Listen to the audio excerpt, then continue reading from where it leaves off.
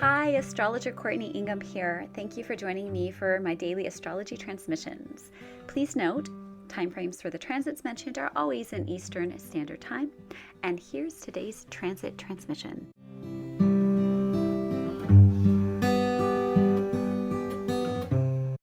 Overview for the astrology energies for Monday, June the 19th through Sunday, June the 25th. We are following on the heels of the new moon in Gemini. Please check out my video on that if you have not already, because we will be in those energies for quite a while. I've decided to name the energies of this new moon in Gemini as the wild rose moon. Now, I don't know if I have the credentials to do such a thing, but I've decided that regardless, I am going to do such a thing because it is my very favorite time of summer when I can harvest the wild rose and the air is just filled with the intoxicating scent of wild rose. Very different from cultivated rose. And as far as the medicinal qualities go, I am a really, really big fan.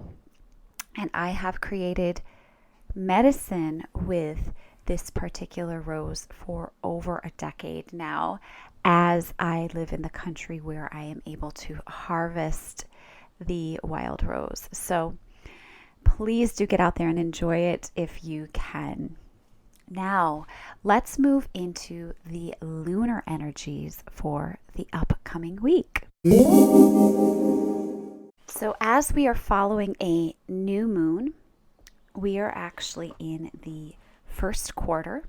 And during the first quarter of a lunar cycle, this is the time that corresponds to new beginnings and new projects. That is why with the new moons, we start by setting an intention that aligns with the themes of that particular new moon. And if you haven't yet done that, you can review my very short video actually on the new moon energies in Gemini and create an intention, which is a great way to use the energies of the first quarter. For the first quarter moon and lunar gardening, this is a time to plant annuals or cereals and grain. And for this lunar week, we will be moving through the lunar energies of the moon in Leo, followed by the moon in Virgo, and finally on Sunday with the moon in Libra. The moon in Leo is considered a barren time as far as lunar gardening goes, and it's a time for dealing with weeds. And actually the moon in Virgo that follows the moon in Leo is also considered a barren time, which seems a little strange to me because I feel like Virgo is a fertile sign, but I'm just following what is said in my Llewellyn calendar. But yeah, so moon in Virgo is a barren time, and this is the time we continue weeding, but also can do some cultivation and also work with pests. One of my favorite ways to work with pests, by the way, is not to spray pesticides or herbicides, anything like that, but to make a homeopathic remedy out of the pest. So when we make a remedy out of the pest, it actually allows the plant to be exposed on an energetic level to this pest and get stronger and therefore not so susceptible to the energies of the pest. I have done this with, caterpillars, beetles, all kinds of things, and it's very effective. It's not very difficult to do.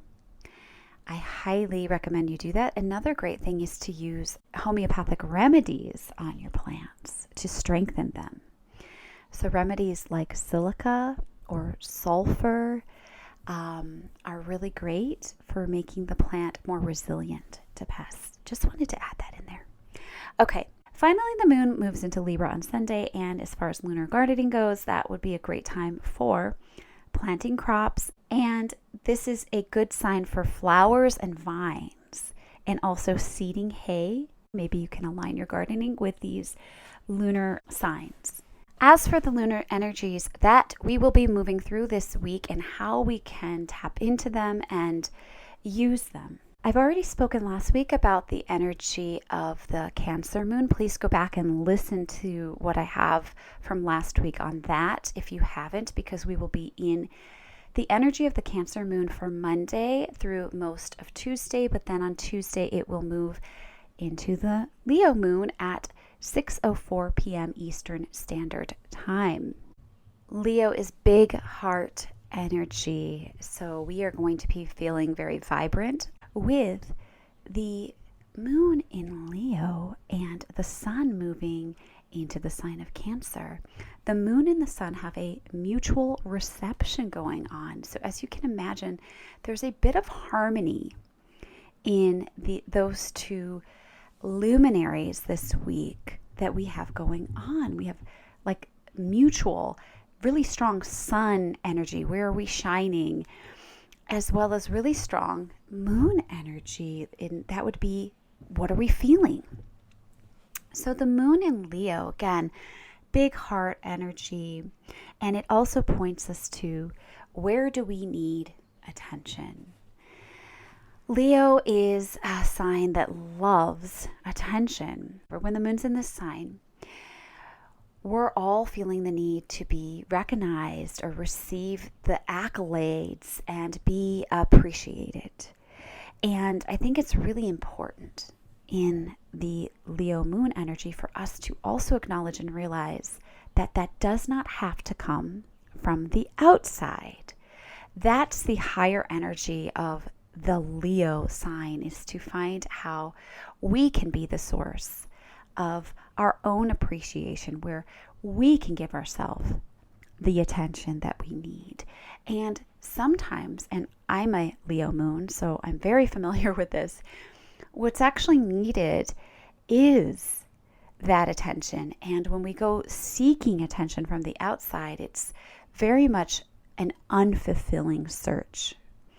So finding ways to give yourself the attention to emotions in particular, because the moon is the energy of our emotions, whether it be writing or journaling or just, talking to yourself, doing some practices where that can be expressed and really heard.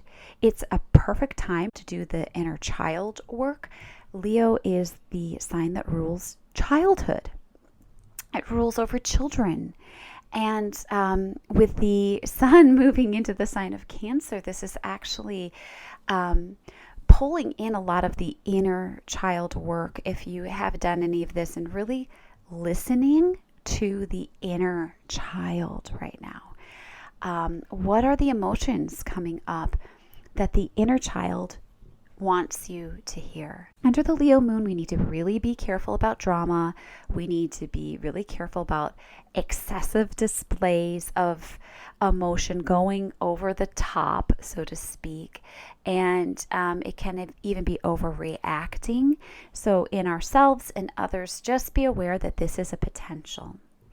Now, the moon will be moving into the sign of Virgo on Friday, the 23rd, at 6:35 a.m. And in the Virgo moon energy, we become more service-minded. So the Leo energy is much more, self-absorbed. That can be positive, that can be negative, but we quickly, and it's so interesting to me how these signs, when we move from one sign to the other, we can go into drastically different energies. When we move into this Virgo energy, we can be very oriented towards helping others. We can be very practical. It's a great time to get practical things done. If there's something that needs attention to detail, this is a great time to use the energy of the Virgo moon to get these things taken care of. It's when we're responsible, we're level-headed, but we're also more reserved, much more than the Leo moon. It's much less impulsive than the Leo moon. And a lot of times in a moon sign that's an earth element, like Capricorn, like Taurus, like Virgo, the emotions can very much be set to the side, because these are more practical signs and emotions are not often considered practical. So be careful, be careful, be careful.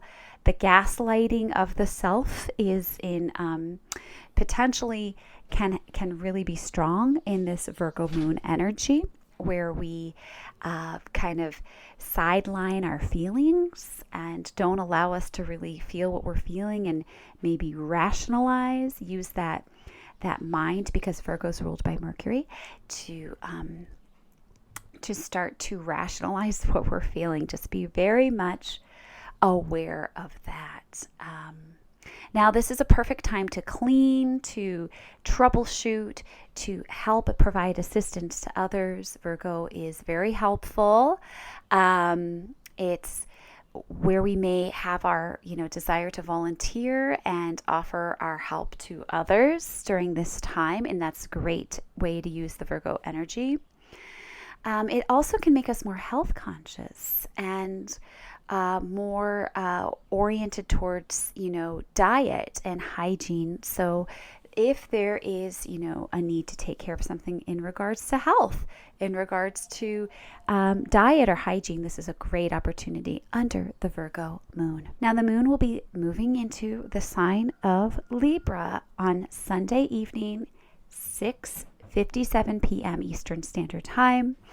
And we will be starting the week next week in this Libra moon energy. The Libra moon energy is very oriented towards relationships or partnerships. It's where we seek balance. We want harmony.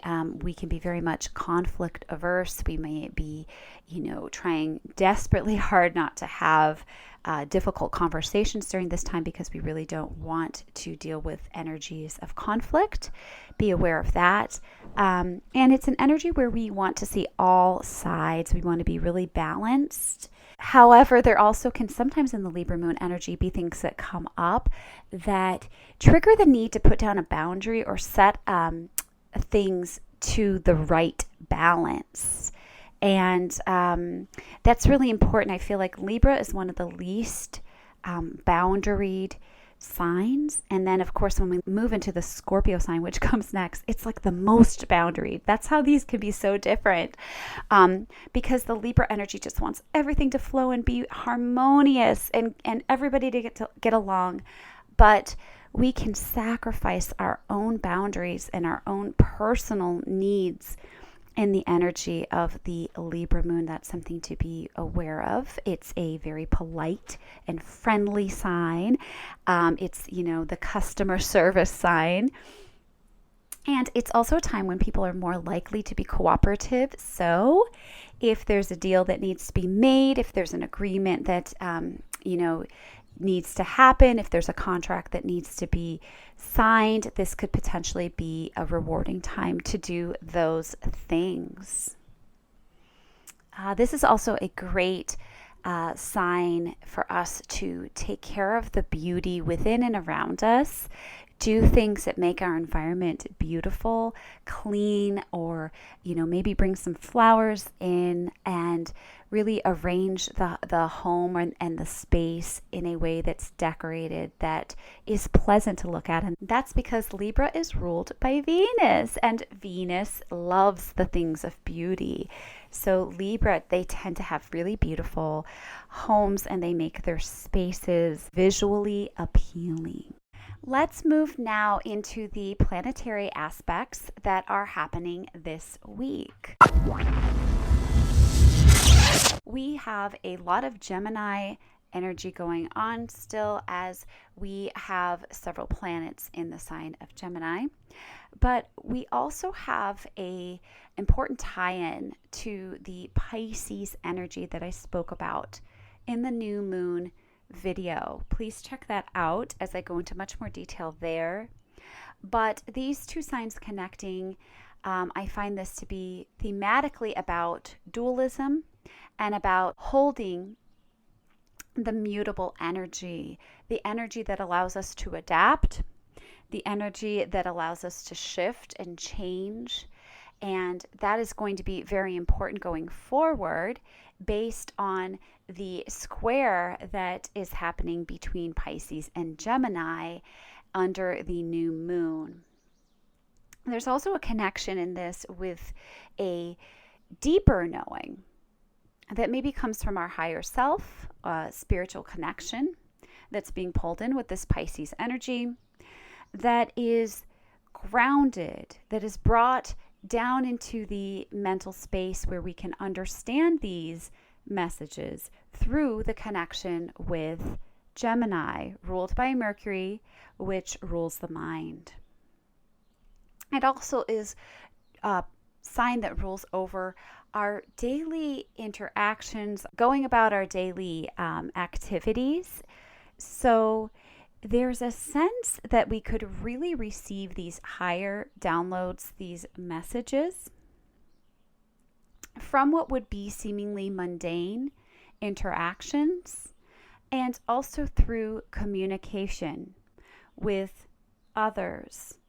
And I want to just evolve this a little bit more, because what I feel as we are, growing in our consciousness that is coming online for many of us is the ability to perceive the in-between spaces, which I believe this connection in the Gemini and Pisces energy that we are currently experiencing really speaks to. It is something that we may find that while we are communicating, which is a very Gemini thing, we are talking to others, where we are hearing others talk, that you may notice more and more that you're getting the messages between the messages. So what they're saying on one level is one thing, but underneath the surface, and that's a very Pisces aspect, we're getting the message of what is really being told. So tuning into those in-between spaces may be something that you're finding is easier to do, especially in this Gemini-Piscean connection. Now, on Monday, we have Jupiter in Taurus sextiling Saturn, which is now retrograde in Pisces. So again, we're pulling in a connection to Taurus, which is the practical and the simple, and Pisces, which is the spiritual. In this energy, we may understand more the responsible and or practical things that we need to be doing to reach our goals. And we're going to revisit this energy all the way in the future in February. So 8 months out, this is actually going to come back to us, and we are going to connect to this energy again as Jupiter is going to sextile Saturn again. So something that we receive inspiration around, something that we feel is maybe coming from our higher self and giving us this guidance of what we can do that's likely on a practical level, is going to be something that we see perhaps the unravelings of the end result 8 months from now. And because this is a mutable energy, and thematically with mutable energy, we often are going to be redoing things. And this redoing is echoed in the fact that Saturn is retrograde as well. So the plans that we may decide to do right now, they may not come into the same fruition that we are expecting them to. It might have a different outcome that we realize in February. However, it's going to be an essential and important step to take regardless. So this might seem a little bit obscure, but just stay with me. If you're getting some insights this week, I would say definitely follow through with them, but don't grasp them tightly. Stay mutable and relaxed around it. Don't be fixed about the outcome that you expect, and allow it to shift and move. And that's what we're doing a lot of in the energies that are mutable, which Pisces is a mutable energy. And so is Gemini. Wednesday, we have the beautiful energy of the solstice. We have the sun moving into the sign of Cancer, marking this ingress into the time of the year where we celebrate the solstice. And Cancer is a sign of emotional intelligence, emotional awareness, a heightened sensitivity. And interestingly enough, we will have our moon in Leo when the sun enters Cancer. So the moon and the sun are in what we call mutual reception. This is because the sign of Cancer is actually ruled by the moon, which is in Leo, and the sign of Leo is actually ruled by the sun, which is in Cancer. So there's a real harmony between these two luminaries. And this is a really beautiful energy where our hearts are opened in the sign of Leo. And then through the sign of Cancer, we're able to be more deeply in touch with our emotions, more vulnerable. And interestingly enough, as I mentioned at the very beginning of this podcast, what is coming into blossom right now is wild rose. Wild rose and all rose is a heart-opening herb. So these are very significantly connected at this time. We are stepping into a space where we can really deeply sense into and feel our emotions. And perhaps we are more in touch with what those emotions are saying through the physical body and how we can express that. This is a great time to put into play some healing modalities, such as potentially EFT tapping. Another great one is body code. And in fact, I've been doing sessions with a body code therapist named Lisa Margaret. I will be putting her contact information in the show notes, as I have had a lot of great breakthroughs with her and highly recommend her. This is really a perfect time to do this kind of work in these particular energies of the Cancer season, where we're more in touch with our emotions, of course. And I did do a podcast last week with my sister-in-law, Elena, and Elena spoke a lot about the strong Cancer elements in her chart. If you would like to learn more about this, please go back and listen to that podcast. On Wednesday, we also have Mercury, again in Gemini, sextiling Mars in Leo. And this is the energy of confidence and knowing how to take action. So this is echoing the message of Monday with Jupiter sextiling Saturn, where we may receive insight on how to move forward. We also have later in the evening Mercury sextile Chiron in Aries. And this is the understanding of our wound. It's a layer of making a new connection or gaining a sense of knowledge and understanding on our wound and potentially what we can do to heal. So there is a lot of mental information coming through and connections to wisdom with this particular week, and the resonance of the Pisces energy and the Mercury energy mingling together in a way so that we can practically use the downloads and knowledge that are coming through to us and apply them to our daily lives. The next big energy happens on Sunday when we have Mercury again making an aspect to Neptune. This time it is a square. This can often mean confusion, it can mean dreaminess, and it could be the desire to escape, to run away from reality. It can also be seen as Neptune stepping in and setting our mental processing aside so that Neptune can bring in this higher wisdom, allow us to mingle with these higher spiritual messages. And in order to do so, the mind has to be for a moment set aside to allow this to happen. With that, we conclude the week. And I want to make my final reminders of what's going on this week for me.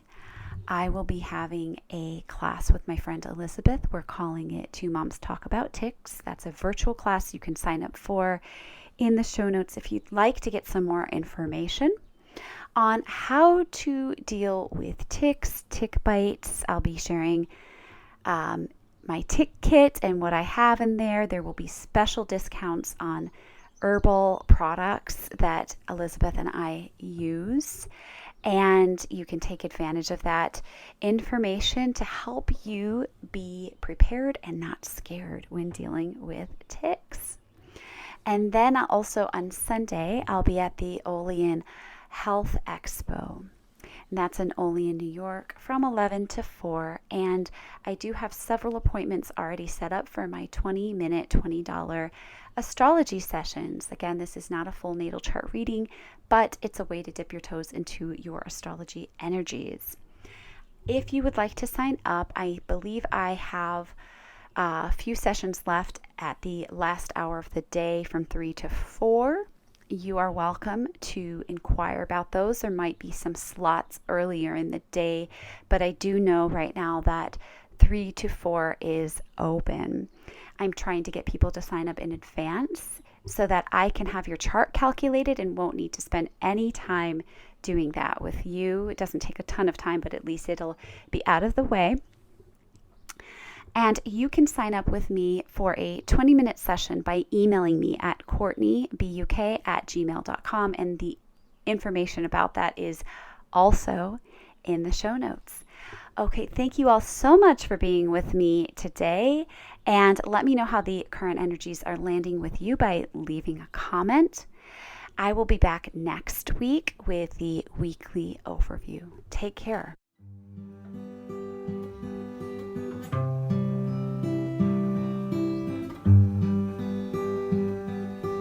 Thank you so much for listening to this astrology forecast.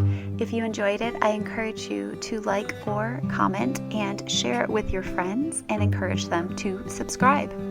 If you'd like to find out more about my astrology readings, you can go to courtneybuk.wixsite.com/astrology. There you'll find a list of the readings that I offer.